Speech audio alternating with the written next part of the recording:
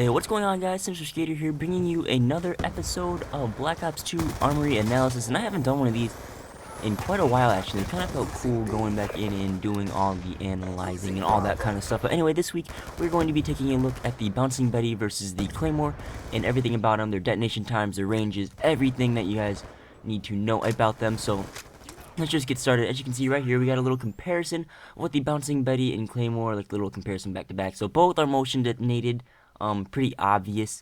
The Bouncing Betty has a 360-degree blast slash trigger radius, and they are tossable. You can toss them around the map, and we will see the toss distances at the end of the video. Now the Claymore, fixed blast radius and trigger radius, so only works in a certain direction, and you can only plant them at your feet. You can't toss them and all that other stuff. Now, if we look on the screen right now, we have the Bouncing Betty detonation range and the kill range. The detonation range is the green circle right there, and this is all fixed at like a dolly camera, so it's all the same what's it called, the distance and like measurements and everything. So that is the whole damage range, and that's like where it won't kill you and everything.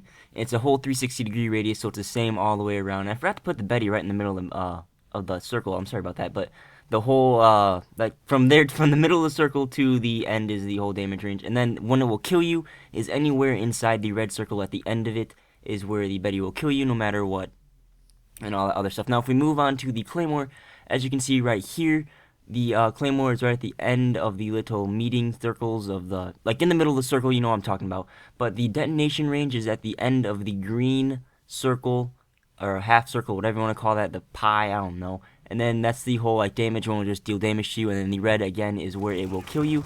And I didn't put the Claymore like I said earlier, but the Claymore like red laser things that tell you where it died actually isn't where the like full range of the thing is. It's a little more wider than what the lasers will project. So that's that, and yeah, that's just basically the thing.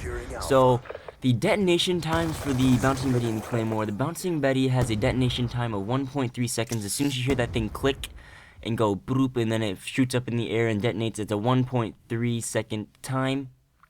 And then with awareness on, it like delays the thing by 1 second, and the whole detonation time is 2.3 seconds overall. Now if we go to the Claymore, the detonation time from the click noise, whatever, is 0.5 seconds, half a second, and then with awareness it raises up to a 1.5 second time. So awareness overall like delays the all explosive trigger things by 1 second, but the Betty overall has a lot longer detonation time, which that's why the Claymore is a little more like, that's how they balance it out. The Claymore is like instant detonation kill, and the Betty, it's easier to avoid and easier to, like, it has a longer detonation time. So talking about avoiding things, what you can do to avoid these things is for both Betty and Claymore, you can use flak jacket or awareness. As you can see on the screen right now, if you use flak jacket, you can stand right on top of the Betty or the Claymore, or right in front of it, and it'll just blow you up, or it won't blow you up, it'll blow up, but you won't die.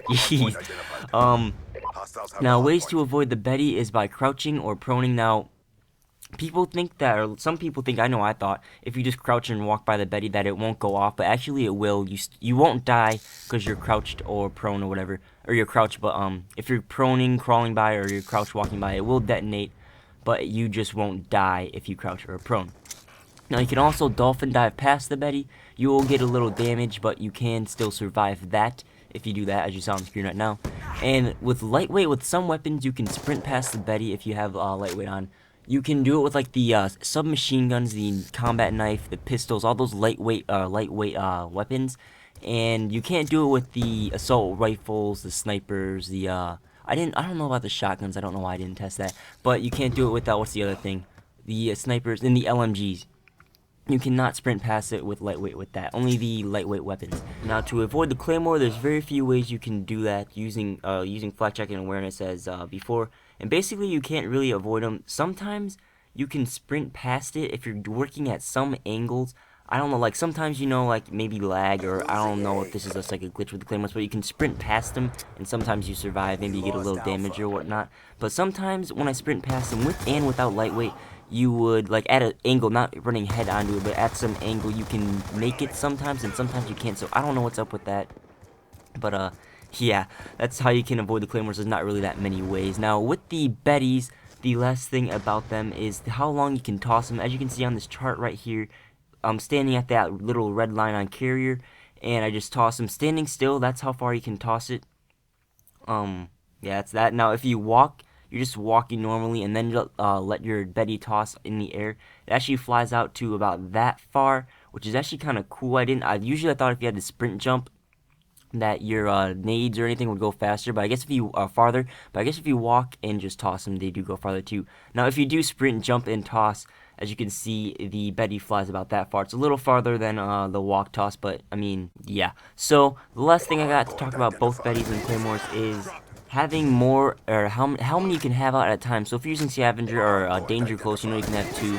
And yeah, you plant your 2 Claymores or your 2 Betties, and then once you, like, say I kill someone and pick up a Scavenger pack and throw another one, both those previous 2 Betties or Claymores will disappear, blow up, and you'll get your new one. And then you can kill someone with Scavenger again, pick up another one and throw it, and you'll have your 2. But then, like, if you do it again, your other 2 will blow up. So you can only have a maximum of 2 Betties or Claymores out at the same time.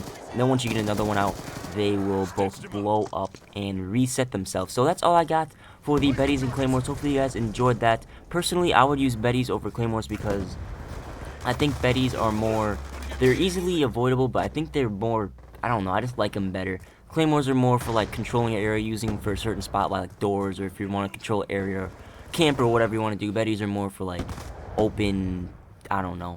You guys know what they're used for. So that's the Armory analysis episode. Make sure you leave in the comments down below what you'd like to see me compare or look at next if I decide to do another episode.